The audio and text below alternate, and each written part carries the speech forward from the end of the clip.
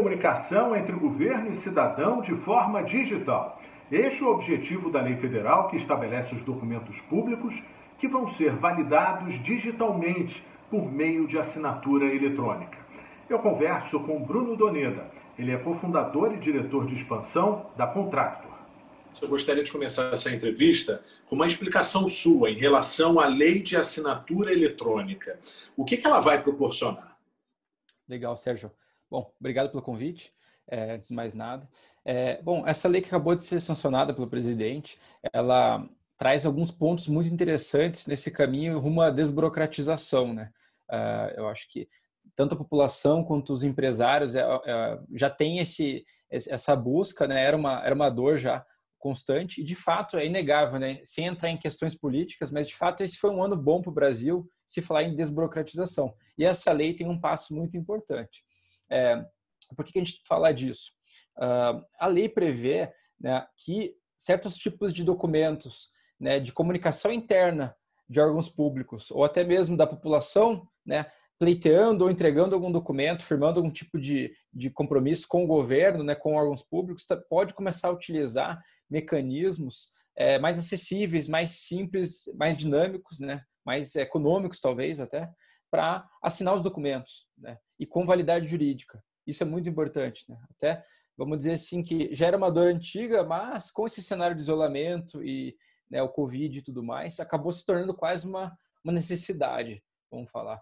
Então, essa lei, em linhas bem gerais, Sérgio, essa lei prevê, sim, que os órgãos públicos começam a ter a opção de aceitar assinaturas que não sejam só aquela assinatura do cartório, né, vamos dizer, para outros certos tipos de documentos que não demandassem tanta burocracia. Então, em linhas gerais, esse que eu acho que é a grande vitória aí para a gente.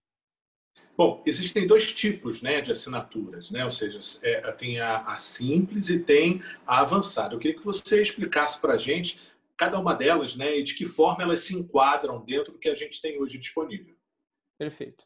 Então, a assinatura, né, a própria lei, ela inclusive se espelha um pouco, né, se inspira em conceitos da Europa, né, do EIDAS, que é vamos dizer, um conglomerado ali que trata dessa regulação relativa a assinaturas eletrônicas ou digitais, né, enfim. E eu acho que isso foi um acerto já. Então, ele classifica, separa em 3 tipos, né? Os tipos novos são esses duas formas que você comentou, que seriam a assinatura digital simples e avançada, né? E um formato que já existia, já estava regulado e previsto, né, que é a assinatura com certificado digital, né, que é o ICP Brasil, o ECPF, que é a chamada de assinatura digital qualificada, né? Então, indo de cima para baixo, a assinatura digital qualificada, ela exige o certificado digital, que, porém, apesar de ser muito bacana e interessante, está aumentando muito o uso, apenas 2% da população tem certificado digital hoje, então acaba não sendo tão democrático, né? Esse acesso, não tem tanto acesso, né, a muitas pessoas, então às vezes se torna um pouco inviável, né, utilizar para muitos tipos de necessidade. Quando a gente desce mais para os níveis, os 2 níveis que a lei está prevendo, que é a avançada e a simples, a gente começa a trabalhar em formatos que permitem que, às vezes, um cidadão consiga fazer um pleito, um requerimento perante o órgão público, por exemplo, ou que o próprio órgão público consiga transitar documentos, né, emitir documentos, comunicados, etc., gastando menos recursos e com menos burocracia, né, de uma forma mais ágil, mais fácil, né? Então, só para pontuar, né, a assinatura digital qualificada, ela exige o certificado digital, ICP Brasil, né, o ECPF, CNPJ, etc. Descendo um nível, a assinatura digital avançada, ela exige, não precisa do certificado digital, mas exige vários pontos de autentificação, né? Autenticação da pessoa, de prova de vida. Será que é o Sérgio mesmo, né?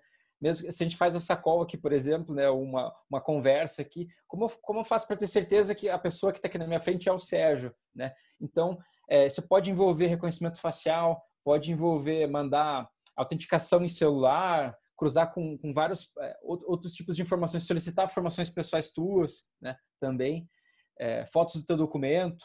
né? Pegando até carona nesse seu discurso agora final da questão da confirmação, queria já emendar e também complementar. Existe um nível mínimo de segurança, né? Isso é uma preocupação em relação à assinatura eletrônica, né? Dessa exigência desse nível mínimo de segurança. Como é que fica na prática? Isso já se responde por por esses exemplos que você deu? Sim. Então, a validade jurídica em si da assinatura ela já existia, né? Pela MP 2200 de 2001, ou seja, aí vamos falar mais de praticamente 20 anos já existe uma previsão legal, tanto da assinatura com certificado digital e até mesmo de assinaturas que não têm vínculo com o ICP Brasil, né? Que são as de nível mais simples, né? Então, a assinatura avançada e a assinatura digital simples, elas atendem vários tipos de necessidades.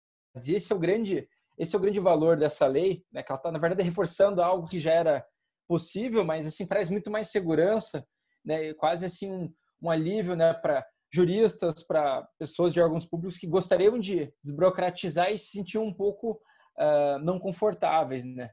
Por falta de casos e de uma legislação mais expressa, autorizando e prevendo.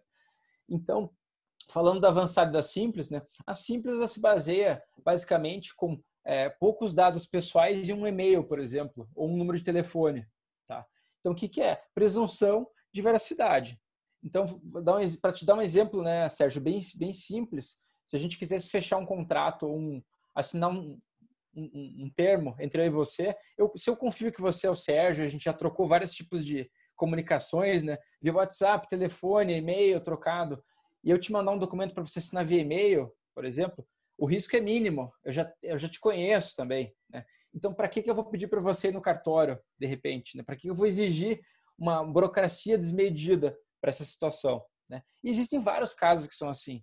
Né? O exemplo que a gente costuma fazer, no caso das assinaturas, é que a assinatura simples seria aquela assinatura de próprio punho, que tem validade jurídica, mas eu guardo na gaveta o contrato e não tem problema e funciona. E a assinatura com certificado digital seria quando você tem que levar no cartório, um exemplo, né? Comprar um veículo, transferência de um imóvel, né? Então, isso pegou carona no período agora da pandemia, né? Onde foi muito mais flexível essa negociação, né? Da questão da assinatura, né? perfeito. Acredito muito, Sérgio, que a pandemia ela acabou, né? Situações, né? Ou vamos dizer, esse uso da tecnologia para documentos e contratos, que antes era um luxo, era uma inovação, né? Era uma opção, acabou virando necessidade para muitos negócios, né? Então, como você vai recrutar uma pessoa, por exemplo, à distância? Né? Vai depender, né, de todo esse trâmite, né, correio, ter contato entre as pessoas. Então, você consegue cortar tudo isso e, além de reduzir tempo e custo, migrando para uma solução digital. Isso acho que acabou pegando, vamos dizer, impactou vários mercados, né? Até os próprios cartórios, né? Em alguns casos, até essa própria lei já se refere que não dá para mexer, vamos dizer, né? Então, esse exemplo do transferência de veicular e transferência de imóvel, tem que continuar usando, se não for o cartório, tem que usar o certificado digital, né? Mas tudo bem, já está bom também, porque antes não era nem possível, né? Então, acho que foi a oportunidade para a gente mostrar assim, ó, pessoal, agora que o cenário está diferente, vamos testar um formato novo que pode ser melhor que o antigo, vamos dizer. Bruno, muito obrigado por todas as informações, obrigado pela entrevista. Obrigado, Sérgio. Eu que agradeço.